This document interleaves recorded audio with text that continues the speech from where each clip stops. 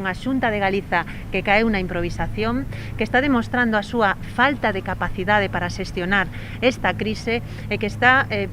cunha deixación de funcións onde parece que a única preocupación é botar balóns fora.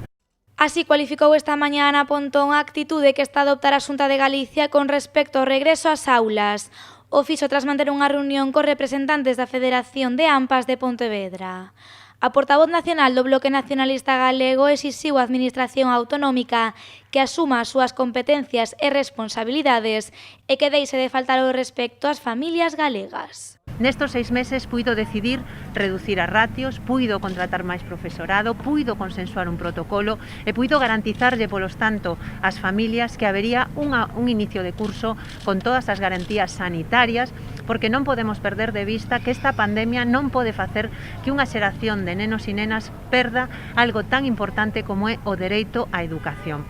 En canto aos comedores escolares, o Bloque Nacionalista Galego reclamou hoxe un fondo para cubrir os gastos extraordinarios deste servizo, así como tamén das actividades de conciliación por mor da COVID-19. Porque hoxe miles de nais e pais se preguntan como van facer para conciliar, porque están no aire programas tan importantes como os de madrugadores, os comedores escolares e actividades extraescolares. E iso quere decir que o que non pode facer a Xunta é decir que isto é unha responsabilidade das AMPAs, que existan estes servizos complementares é un elemento básico para a conciliación e a Xunta ten que responsabilizarse. E no tempo que quera ten que consensuarse coa comunidade educativa un protocolo seguro e eficaz. Isto significa que é necesario que se contrate a máis profesorado en todos os niveis educativos e, polo tanto, que se reduzan as ratios para garantir a seguridade, que as competencias en educación e sanidade son exclusivas de Galiza e, polo tanto, correspóndelle á Xunta definir un protocolo para decidir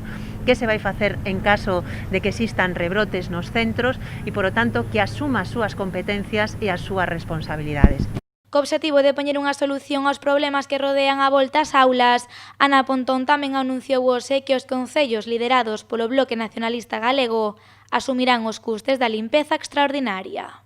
Os concellos onde goberna o BNG, a pesar de que non é a súa competencia, neste momento tamén van a arrimar o hombro e van a asumir os gastos extraordinarios derivados da limpeza e da desinfección dos centros, a pesar de que non é a súa competencia e que entendemos que a Xunta debe ser quen financie estes recursos. Actualmente, tanto os comedores como as actividades extraescolares están nun limbo e a menos dunha semana de que comecen as clases, as familias aínda descoñecen se poderán contar ou non con estes servizos.